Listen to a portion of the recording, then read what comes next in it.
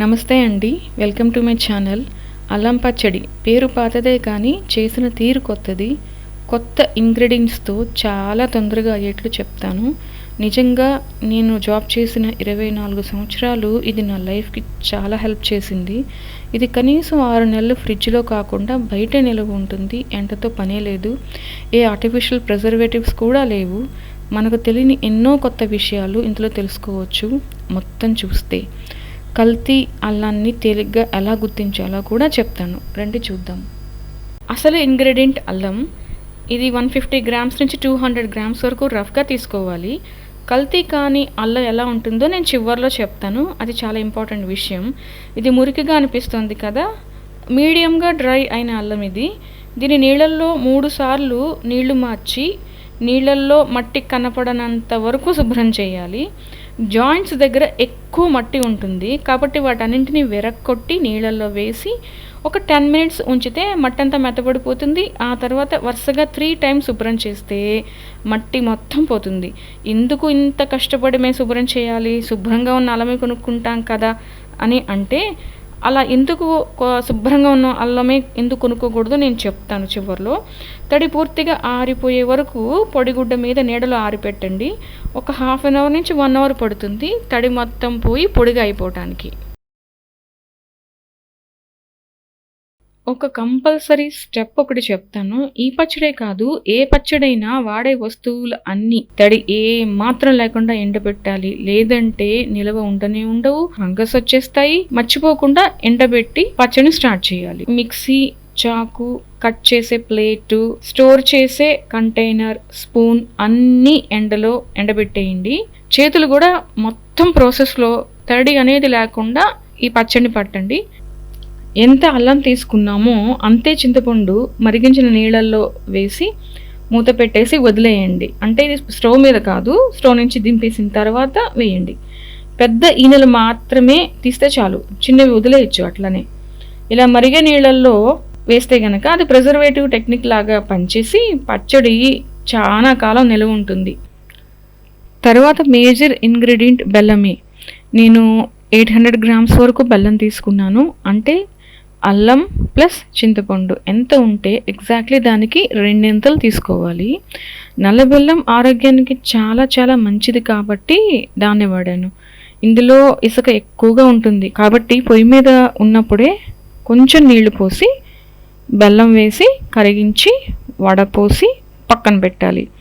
ఇంకా తీయగా కావాలంటే ఇంకా ఎక్కువ బెల్లం వాడుకోవచ్చు, అది మన ఇష్టం. మేజర్ ఇంగ్రీడియంట్స్లో చివరివి కారము, ఉప్పు. ఎంత అల్లం తీసుకున్నానో అంతే అమౌంట్ కారం, అంతే అమౌంట్ ఉప్పు తీసుకున్నాను. చివరిలో ఉప్పు టేస్ట్ చూసి తగ్గిందంటే బ్లాక్ సాల్ట్ వేయచ్చు. నేను ఇక్కడ పింక్ సాల్ట్ వాడాను. కల్లుప్పు వాడడానికి ఎక్కువ ప్రిఫర్ చేస్తాను, ఎందుకంటే కెమికల్ ఫ్రీ. కల్లుప్పు నుంచి పౌడర్ ఫామ్లో కొన్ని అడిషనల్ కెమికల్స్ వాడతారు, మనం అవి అవాయిడ్ చేయొచ్చు. బ్లాక్ సాల్ట్ చాలా మంచిది కాబట్టి మీరు బ్లాక్ సాల్ట్ తగ్గిందనిపిస్తే చివరిలో వాడండి. ఇక్కడ కారంలో అడిషనల్ గా మనం రెడ్ చిల్లీస్ కూడా వాడతాం కాబట్టి అవి కూడా అడ్జస్ట్ చేసుకోవచ్చు. చివరిలో కావాలంటే ఇంకొంచెం కారం కూడా కలుపుకోవచ్చు. ఇక సెకండరీ ఇంగ్రీడియంట్స్ కొద్దాము. ఇవి స్పైసెస్. ఇవి చిక్కదనాన్ని, ఫ్లేవర్ని ఇస్తాయి.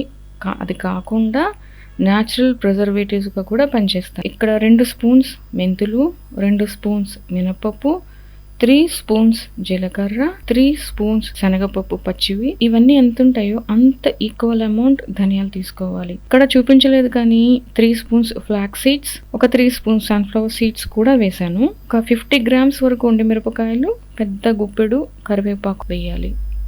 వెల్లుల్లి పొట్టు తీయక్కర్లేదు. 50 గ్రామ్స్ నుంచి 100 గ్రామ్స్ వరకు తీసుకోవచ్చు. కొన్ని తిరగమాతలోకి కావాలి, కొన్ని మిక్సీలో వేయటానికి. అల్లాన్ని ముక్కలుగా కోసి పక్కన ఉంచండి. ఇప్పుడు స్పైసెస్ అన్ని వేయించాలి. వీటిలో లావుగా ఉండి వేగడానికి ఎక్కువ టైం పట్టే శనగపప్పుని ఫస్ట్ వేయించాలి. ఇది కొంచెం రంగు మారుతుండగా మినపప్పు వేసి 2 నిమిషాల తర్వాత ధనియాలు వేయాలి. ఈ ప్రాసెస్ అంతా మంట సిమ్లోనే ఉంచాలి. వేగుతున్నట్లు వస్తున్న మంచి వాసన పట్టి కూడా ఎంతవరకు వేగాయో తెలుస్తుంది. ఒక్కో ఇంగ్రీడియంట్కి ఒక్కొక్క సువాసన ఉంటుంది. చివరిలో ఎండుమిరపకాయలు, కరివేపాకు వేసి వేయించాలి. 2 spoons flax seeds, 2 spoons sunflower seeds కూడా వేసాను. పొయ్యి కట్టేసినా కూడా ఇంకా వేగుతాయి కాబట్టి ఇంకొంచెం వేగాలనుకున్నప్పుడే కట్టేయాలి. అందులో అల్లం, వెల్లుల్లి వేసి వదిలేయాలి. దాని మూలన ఏమైనా ఇంకొంచెం మాయిశ్చర్ ఉన్నా కూడా అది కూడా డ్రై అయిపోతుంది. ఆరిన తర్వాత అల్లం వెల్లుల్ని వేరు చేయండి. డ్రై ఐటమ్స్ మాత్రం మిక్సీలో వేయండి. ఇక్కడ ఎండుమిరపకాయల్ని కరివేపాకుని నలిపితే కరకర అని సౌండ్ చేస్తూ ఇరుగుతాయి, అంటే చాలా బాగా వేగినట్లు. పచ్చడి స్మూత్ గా రావాలంటే ఫైన్ పొడి వచ్చే వరకు తిప్పాలి, లేదు అంటే కోర్స్ గా తిప్పాలి. ఈ తిప్పేటప్పుడు ఉప్పు కూడా వేసేయండి.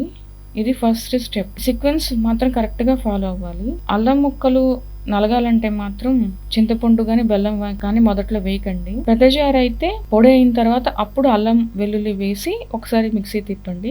ఇవి నలిగిన తర్వాత మాత్రమే చింతపండు గుజ్జు వేయండి. అది కూడా వేసి ఒకసారి తిప్పిన తర్వాత అప్పుడు వడగట్టిన బెల్లం ఉంది కదా, అది ఒకసారి వేసి తిప్పండి. తిప్పిన తర్వాత చివర్లో కారం వేసి మళ్ళీ ఒక్కసారి తిప్పండి. మిక్సీతో ఇంకా పని అయిపోయింది. దీన్ని డ్రైగా ఉండే ఒక గిన్నెలో వేసేయండి. దీనికి తిరగమాత వేద్దాము. 150 ml to 250 ml నూనె పెట్టండి పొయ్యి మీద. ఎక్కువ కాలం పచ్చడి నిల్వ ఉండాలంటే 250 ml, లేదు తొందరగా వాడేస్తాము అంటే 150 ml తీసుకోండి. నూనె ఎక్కువ ఉంటే ఎక్కువ కాలం నిల్వ ఉండే ఛాన్స్ ఉంటుంది. నూనె బాగా కాగిన తర్వాత ఆవాలు 2 స్పూన్లు వేసి అవన్నీ పేలిన సౌండ్ వచ్చిన తర్వాత శనగపప్పు, మినప్పప్పు, ఒక 1/2 స్పూన్ మెంతులు, వెల్లుల్లి ఒక 6 నుంచి 7 రెబ్బలు, కరివేపాకు వేసేసి శనగపప్పు బాగా వేగి కొంచెం రంగు మారింది అని ఇలా స్పూన్తో చూసిన తర్వాత అప్పుడు పొయ్యి కట్టేసి 3 to 4 స్పూన్స్ పసుపు, 1 స్పూన్ ఇంగువ వేసి వేడి తగ్గే వరకు ఉండి అప్పుడు పచ్చడిలో వేసేసి బాగా కలపండి. నేను డైరెక్ట్గా గాజు దాంట్లోకే వేసేసాను. మొత్తం పచ్చడిలో తిరగమాత కలిపిన తర్వాత ఇలా ఉంటుంది. శాంపుల్ చూపించడం కోసం గ్లాస్ కంటైనర్లో ఇలా చూపించాను. ప్రతిరోజు పెద్ద జార్లో నుంచి తీసి వాడే బదులు కొంచెం ఇలా విడిగా తీసి పెట్టుకుంటే పచ్చడి ఎక్కువ కాలం నిల్వ ఉంటుంది. కొత్త పచ్చడి వెంటనే కనుక వేడి అన్నంలో ఆవు నెయ్యి వేసి బాగా కలిపేసి తింటే అమృతం ఇలా ఉంటుందేమో అనిపిస్తుంది. చలవ చేయాలన్నా వెరైటీగా కానీ పెరుగు కలుపుకొని దోశల్లో, ఇడ్లీలో వాడుకోవచ్చు. రెడ్ చట్నీ లాగా ఫాస్ట్ ఫుడ్స్లో కూడా వాడుకోవచ్చు. నకిలీ అల్లం, కల్తీ అల్లం ఎలా తెలుసుకోవాలో చూద్దాము. ఇవి తెలుసుకోవడం చాలా ఇంపార్టెంట్. ఎందుకంటే మనం ఎంత కష్టపడి ఏది తయారు చేసినా చివరికి వాడేవి కల్తీవి అయితే మనం కష్టపడి అనారోగ్యం తెచ్చుకున్నట్లు. అల్లం పై లేయర్ గోరుతో గీకి చూడండి. ఈజీగా లేయర్ లేచి వచ్చేసింది అంటే కనుక అది మంచిది. వాసన కూడా పంచెంట్ అంటే అల్లం వాసనే రావాలి. ఒకవేళ లేయర్ గట్టిగా ఉన్నా అల్లం వాసన రాకున్నా అది నకిలీ అని అర్థము. ఒక్కోసారి కొండ మీద దొరికే వేర్లు కూడా వాళ్ళు అల్లం అని చెప్పి అమ్మే ఛాన్స్ ఉంటుంది. అల్లానికి ఎంతో కొంత మట్టి అంటి ఉండాలండి. ఒకవేళ కనుక యాసిడ్ వాష్ చేస్తే కనుక అల్లం అత్యంత శుభ్రంగా కనపడుతుంది, కానీ అది మంచిది కాదు ఆరోగ్యానికి. అంతే డేంజర్. ఇది పట్టుకోవడానికి కూడా చాలా రఫ్గా గరుగ్గా ఉంటుంది. దీన్ని కొనకండి. ఇదే నేను చెప్పాలనుకున్న tips. Thank you for watching the channel.